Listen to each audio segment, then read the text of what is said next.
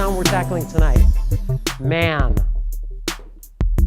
If you say, gentlemen of the jury, the best friend a man has in this world may turn against him.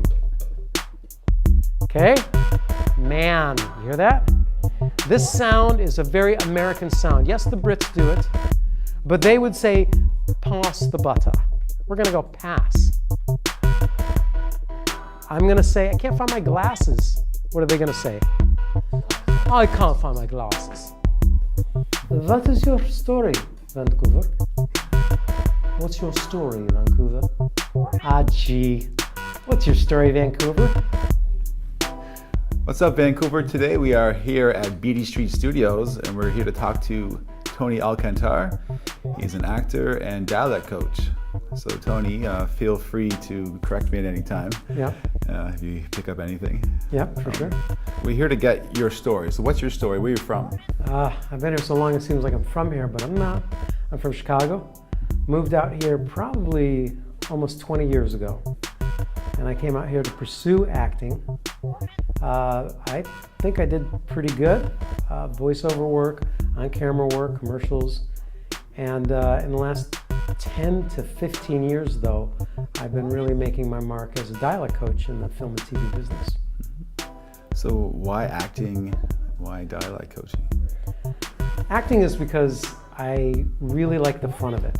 I started out in improvisation in Chicago, trained there, did the Second City in Toronto, had a lot of fun, loved live theater, and that translated to film and TV, which is very different in so much as it's, when you're learning theater, what you do is you paint the set, you do a lot of the background stuff in your first early productions, and so there's a lot of camaraderie. It's a little tougher in film and TV unless you're one of the main actors, and no disrespect to anybody, but day players, guest stars, it's sort of like being a mercenary. You come in, you do your thing, and you leave. If you're fortunate enough to get on a show as an actor and you're constantly on the show for season after season, then you get that same sensation. Fortunate for me, dialect coaching wise, I've been able to work on several different episodes and seasons of certain shows. So let's say Man in the High Castle, this will be my third season. I did 2 seasons on Fargo. So I've gotten to feel that feeling again, so that's great. That's great. Who, can you name some actors that you worked with on like Fargo and? Oh, I just worked with Ewan McGregor, Sir Ewan McGregor. He's not a sir yet.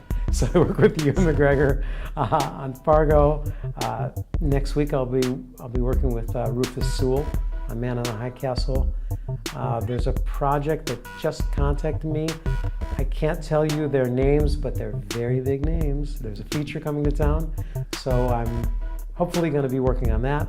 But big names, I've worked with Halle Berry, Stellan Skarsgård, Sam Rockwell, Martin Freeman, Billy Bob Thornton. Should I go on? But these are amazing people, first and foremost. They're really good people. What inspired you to get into acting, first of all, and was there any influences along the way? Being from Chicago, the Second City is the big draw, doing comedy. And you know, when you're a young man, at least with my style, comedy is my bend. So you just keep hanging out with those people. And Steve Carell was a guy we were improvising like 30 years ago. He's going to be in town doing a feature. And I'm hoping to get on that in some capacity because I haven't seen him in 30 years. And we would work together. I'm not saying we were best buds or anything. Dan Castellaneta. Well, I do, Homer. Krusty the Clown. Grandpa! From The Simpsons was up here, I don't know, 15 years ago. And I hadn't seen Dan since we were doing the Players Workshop at the Second City in Chicago. I'm like, Dan, it's Tony from Chicago, from Players Workshop. He's like, Tony, what are you doing here? And so this was maybe in 2005. And by this time, he was already Homer Simpson. I mean, he was somebody. But all he did was talk about on set about the old days when we were in class. We didn't talk one thing about The Simpsons. So Dan is just a guy from Chicago. I mean, a great guy, don't get me wrong, very talented. But those kind of people, that kind of camaraderie, not stardom, is what brought me into it. How important is it, especially in Canada, for, say, American dialect, or to sound the part, basically? the American ear, like anyone else's ear, is very discriminating. We don't know what all the fuss is about. The fuss is about taking our citizens. It's about not censoring our art. It's about, what's so goddamn funny?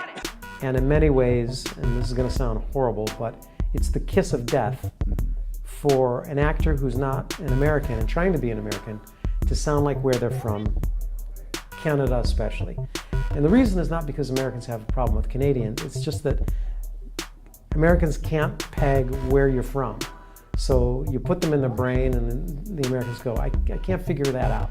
And so they just go, next. So it's not as if Americans are prejudiced, it's just that the Canadian sound is such a hodgepodge for their ear that they just go, I just don't get it. So it's crucial for every actor out there, whether you're studying with me or someone else, to really get a hold of your accent, to your Canadian dialect.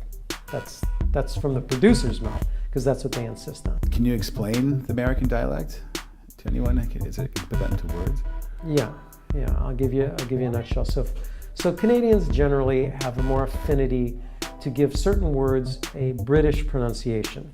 And it has to do with the Canadian identity versus the American identity.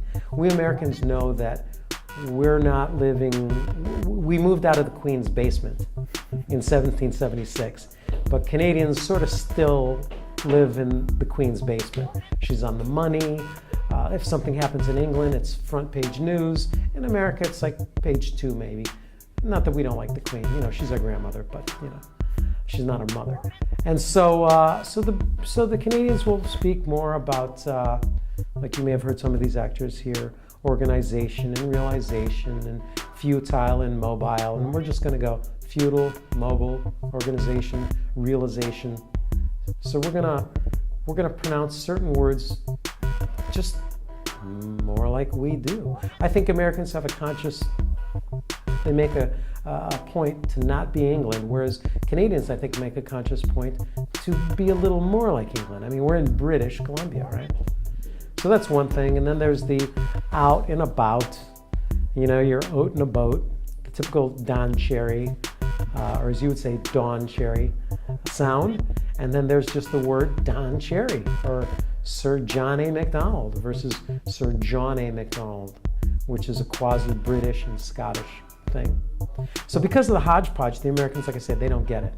But every Canadian actor should be able to really concentrate on the differences, figure it out, and then just play the American persona, as I like to say it. And then when you walk out of the audition, just be a Canadian. We don't care. Canadians have a tend to upspeak. And can you explain the upspeak and downspeak? The upspeak is born out of this is going to sound horrible, a tail wagging, I want to please you, so I'm going to make statements, and they sound like questions, because if I make a statement, I'll be held to accountability. So I'm going to say, my name's Tony, I'm from Chicago, and it's a way of saying, if you don't like it, I'll change it, I'll be from somewhere else. And it goes against every American stereotype, which is bold and loud and arrogant, which is not to say that Americans, some, don't upspeak, but it's a matter of what is the expectation. Producers expect Americans, and I've been in rooms when they've been casting, and when they see an American casting, an American who's coming into audition here in Vancouver for a role, and they know he's American, they're like, oh, he's an American, oh yeah. And they kind of feel, the producers, even if they're Canadian, like he can do the job. So there's that expectation, whereas the Canadian, the American producer's like, oh, he's falling apart, it's not happening. And that's really sad, because there are bold Canadians, there are go-getter Canadians, but it's the ones who, sorry, all the time, that just drives the American producers crazy. It's a behavior, and it can change. It can change. It's practice, and give yourself permission to do it. Americans will say behind your back, it's like, man, why don't they act like they have hockey sticks in their hands and they're fighting? It's like, those are Americans. Those NHL players who are Canadians, to us, those are Americans. Get what I mean? So apply that to your acting. Go for it. Just go for it. Don't be afraid. Be bold. Be bold. And by the way, these guys who are here tonight, the great thing about them is English is their second language for all of them. We've got actors from Where are you from, Romania? Romania. The Philippines. We've got a couple of Germans. It's like the United Nations here. We've got a guy from France. We've got a girl from China. So we got a guy here from Estonia. Try that out. And they're all here to get a grip on their accent because they're good actors, and their agents have said, listen, you gotta get rid of your accent. So they're learning the American accent, which my hat's off to them all the time for doing what it's really bold, because I try to put myself in their shoes. Imagine if I went to Estonia, Exactly. tried to be an actor. Well, this is their 4th class so far. This is their 4th class, yes. And they're doing great. They sound great, yeah, See? for their 4th class. Can you explain your class to our viewers?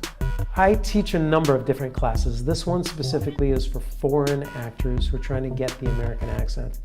I've got a class for Canadians, specifically to get rid of their Canadian accent. I've also got a class for Kiwis and Aussies and Brits who have to get rid of theirs. Then I have advanced American accent, and then I've got advanced foreign accents.